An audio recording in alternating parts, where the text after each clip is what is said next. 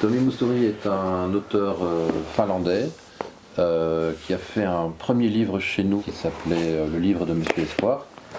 On aura l'occasion de parler des livres de Monsieur Espoir. Il y a eu 5 tomes. En fait, Tommi Mustouri, pour le dire en quelques mots, c'est à peu près le Fernando Pessoa de Finlande. C'est-à-dire qu'à lui tout seul, il représente plus de la moitié de la littérature graphique finlandaise.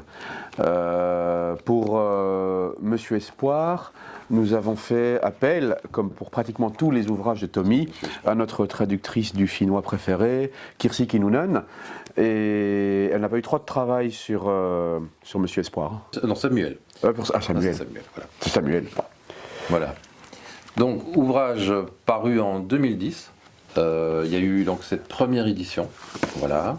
Et puis une deuxième édition avec cette jaquette et une troisième édition un tout petit peu augmentée quelques années après.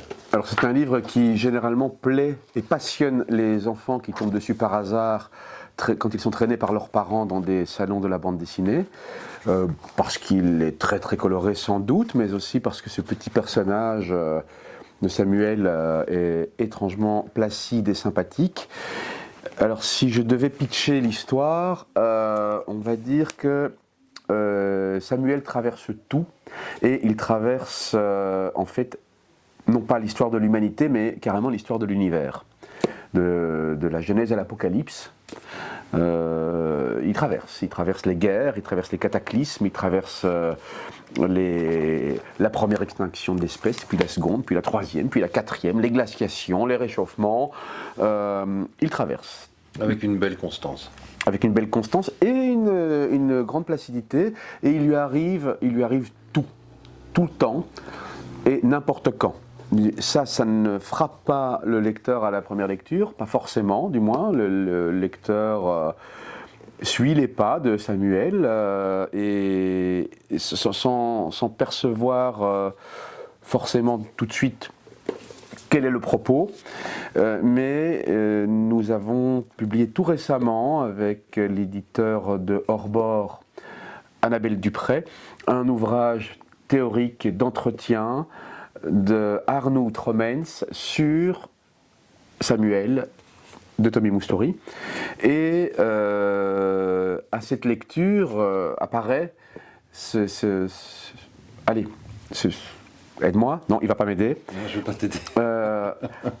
À cette lecture, on se rend compte que le principe narratif de Samuel qui traverse tout, c'est que tout peut arriver, n'importe quoi peut arriver, n'importe quand.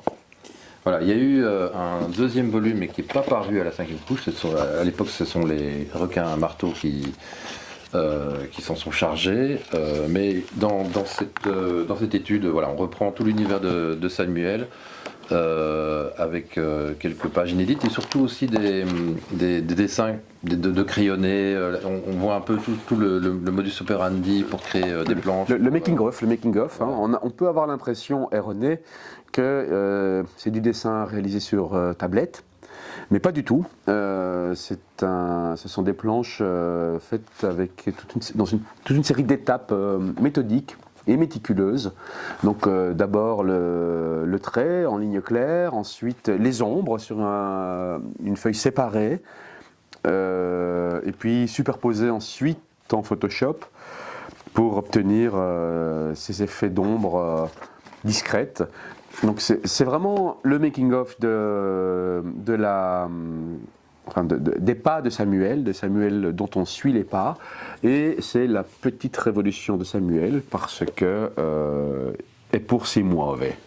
Alors, Tommi a fait pas mal de livres chez nous, donc il y a eu les 4, combien 4, mais en fait je pense qu'ils sont 5. Voilà, 5 volumes des livres de Monsieur Espoir. Alors les livres de Monsieur Espoir, on y reviendra, mais c'est un peu l'Ecclésiaste en bande dessinée.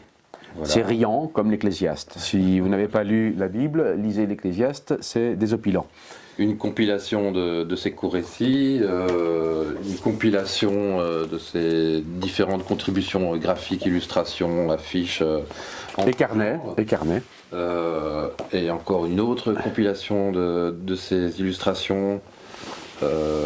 Et après, on arrivera un jour à vous parler en détail de Future, qui est sorti début 2024 et qui est une somme, un chef-d'œuvre qu'on vous détaillera à ce moment-là.